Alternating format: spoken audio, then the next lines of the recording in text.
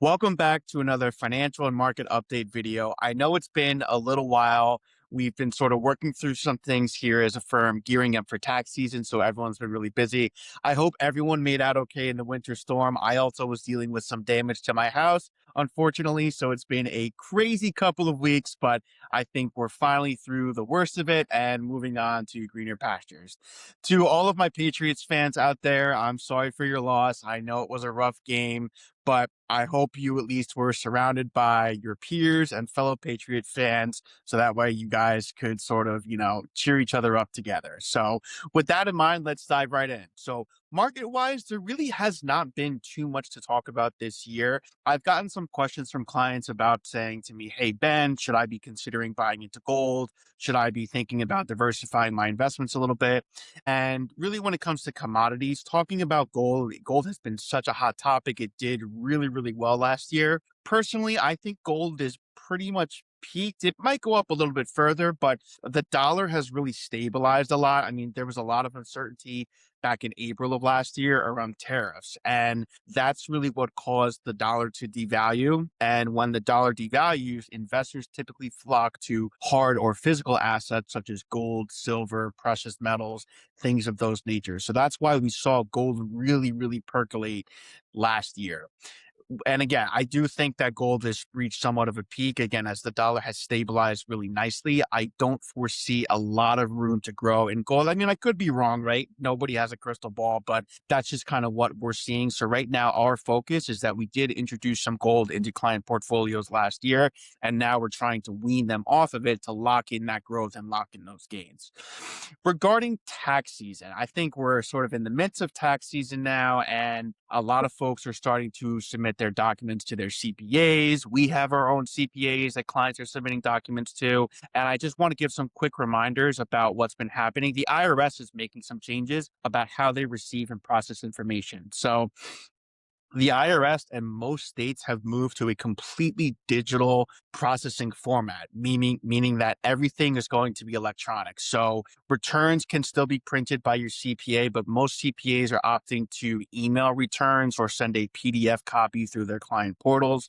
The IRS has pretty much said that any payments, so if you owe the money IRS after you file your return, they want those payments submitted online. They really don't want physical checks anymore.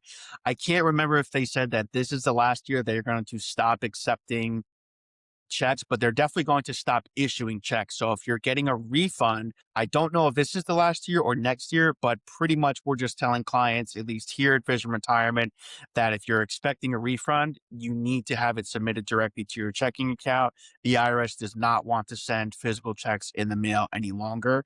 Even states have kind of upped their game from a security and electronic handling standpoint. They're pretty much in the same boat. Most states are only issuing refunds via electronic transfer to your checking account, savings account, whatever. They're not sending physical checks. Same with payments. They're advising taxpayers to submit payments online through the state's website, but they're also requiring now a lot of folks to submit copies of their driver's licenses. Some states have been doing this for a few years. New York is one of those examples where they've required driver's license copies front and back, but other states like my resident state, New Jersey's requiring a driver's license now front and back for pretty much every taxpayer. And this is just to confirm the identity of the taxpayer and try to prevent taxpayer fraud, which is a growing problem now that we're in a more digital age. So just some things to keep in mind when your CPA is asking for information. They're probably going to ask you for new information this year that they have not asked for in prior years.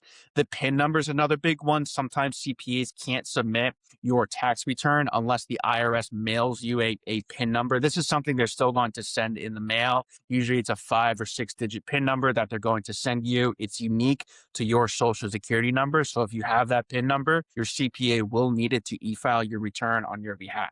Some other documents that, again, some clients have been asking, hey, Ben, where are my 1099s? Most banks have sent out their 1099s already because things like savings accounts and CDs, it's very easy to calculate what the interest was for 2025 at this point. However, most brokerage firms or other financial institutions have not released the bulk of their 1099s yet. And this is really for non-retirement accounts. If you have an IRA or Roth IRA and you got a 1099-R for some reason, you probably received that already. Or if you haven't, you should receive that any day now. For non-retirement accounts, things like interest and dividends are sometimes more complicated to calculate, especially if firms have to go back and make any sort of corrections. Sometimes that happens, just people buy and sell stock toward the end of the year, and firms just have to pay out dividends that a client may have been entitled to on literally the last possible day, and it just hasn't been credited to their account yet. So financial institutions on the non-retirement side, so think individual accounts, maybe a joint account that you might have with your spouse or someone else, transfer on death accounts, trust accounts, all of these different types of accounts that are non-retirement. Most people are still waiting on their 1099s. And CPA firms are well aware of this. We are well aware of it here at Vision Retirement. As soon as they become available, most firms will offer them online unless you've opted for them to mail it to you. Most firms now, though, will have both options. So if you wanted those 1099s to get mailed, they should be sent to your house, but they should also be made available online. So if you did want to log in and download a PDF and print it or email to your tax preparer, you're certainly more than welcome to do so. So with that in mind, there's a lot of documents flying around. The big thing are the 1099s. Most folks are still waiting for them, and that is completely normal. Most firms tend to release the final 1099s until typically the end of February to the middle of March. That's usually sort of the tail end of when everything gets distributed. And I promise you, a month is almost always plenty of time for your CPA to prepare your return. And if you do go on extension, extension is not a big deal at all. I promise. I've been put on extension before with my own taxes, just waiting for certain documents. Again, it's not a big deal.